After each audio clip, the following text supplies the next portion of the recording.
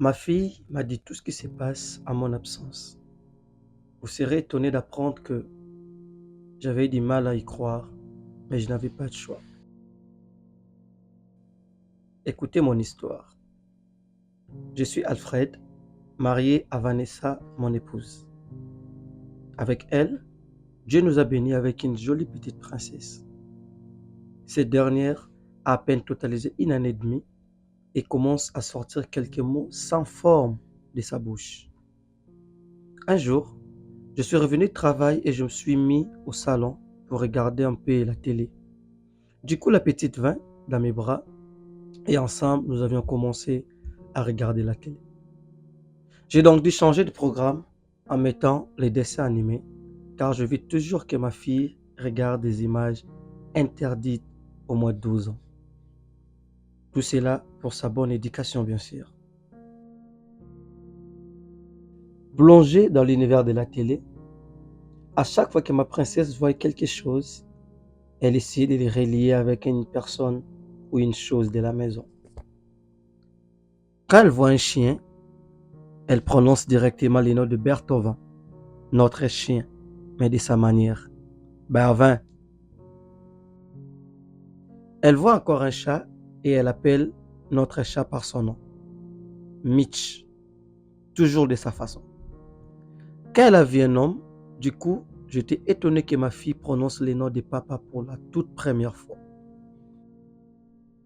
J'étais tellement ravi d'entendre ça de sa bouche. Mais malheureusement, ma joie n'était que d'une courte durée. Tout a été fauché quand nous étions en face d'une scène où les gens, disons, les dessins animés s'embrassaient. Et voilà ma fille qui dit Maman et Bertin. Cela m'a traversé l'esprit, mais je m'étais dit, sûrement l'enfant voulait à nouveau prononcer les noms de Beethoven, notre chien. Mais de l'autre côté, je me disais, si vraiment elle disait autre chose, j'avais donc manqué de choix. Au lieu de faire passer vite cette scène, j'ai par contre fait un replay. Et curieusement, l'enfant redit la même chose. Maman et Bertin. Je ne me suis pas arrêté. Je fais un autre replay. Et évidemment, ma fillette redit encore pour une troisième fois. Maman et Bertin. Mais qui est Bertin? Pas moyen de poser la question à l'enfant, car elle ne peut pas encore formuler des phrases. Le lendemain, espérant que la version de l'enfant changera, j'ai expressement mis un film interdit au moins de 18 ans.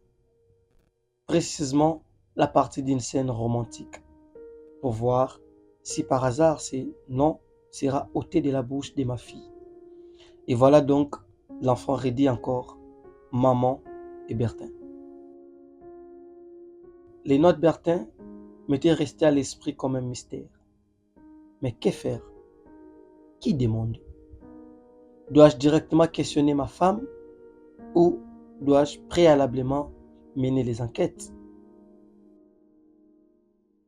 Parlons un peu de ma femme. Vanessa est d'origine congolaise, née à Lubumbashi et grandie à Kinshasa. On s'est connus à la faculté grâce à un travail pratique des groupes de 10. J'étais donc le chef du groupe et elle faisait partie de mon groupe. Elle était brillante et très intelligente, aussi différente des autres filles. Sans oublier sa beauté remarquable comme la reine des sabbats. Après ces fameux travaux pratiques, nous avions donc gardé contact et avions commencé à chatter jusqu'à ce que j'ai fini par conquérir son cœur.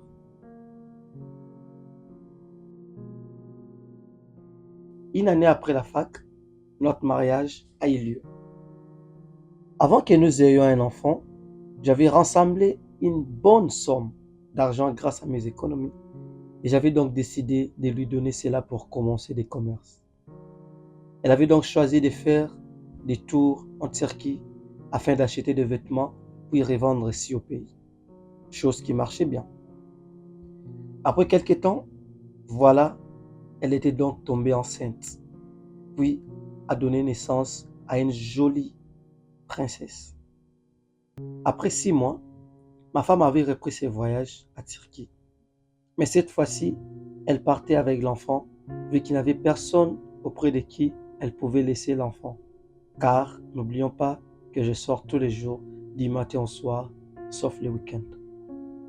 Revenons maintenant dans notre histoire après cette parenthèse si importante. Le note Bertin était devenu un mystère dans ma tête. Un soir, pendant que Vanessa s'est baignée, j'ai pris son téléphone pour voir les discussions sur WhatsApp. Mais malheureusement, je n'ai rien vu de spécial. Après un bon moment, je m'étais donc mis à espionner ma femme. J'avais donc cloné son compte WhatsApp dans mon ordinateur sans qu'elle ne sache. Et je voyais donc toutes les activités qu'elle faisait dans son compte comme si c'était le mien. Et voilà un jour, je vis un numéro inconnu qui lui fait un message pour demander l'état de santé de son enfant. Hélas, mais de quel enfant parle-t-il? Et voilà donc Vanessa qui répond tendrement: oui, mon amour Bertin, notre petite princesse va très bien. Après quoi, les messages étaient supprimés. J'ai donc commencé à me poser 1001 questions ces jours-là. Est-ce que cette fille m'appartient? Ma femme me trompe-t-elle? Le jour suivant, les mêmes numéros envoient encore un message. Salut mon amour Vanessa, toi et ma princesse me manquent. Je me sens seule ici en Turquie. Ne peux-tu pas venir pour un moment? Et voilà donc Vanessa répond: je serai là la semaine prochaine pour que ma fille bénéficie de l'affection de son père. Difficile à admettre, mais je n'avais pas de choix. Je devais comprendre et accepter que ma femme m'ait trompé avec un dealer de vêtements en Turquie. Et pire dans tout ça, c'est que ma supposée petite princesse n'était pas la mienne. Chose qui revient à dire que ma femme avait déjà formé un foyer en Turquie avec Bertin et leur fille à côté. Bah, que faire? J'ai attendu les jours de son voyage. Elle était allée avec sa fille. Et là, à son départ, je m'étais permis de négocier avec une de mes cousines lointaines pour venir rester chez moi pendant un moment. Juste question de faire semblant que nous étions en couple. Et là, ce jour du retour de Vanessa, elle trouva une femme à la maison. Elle prit le courage de crier sur moi.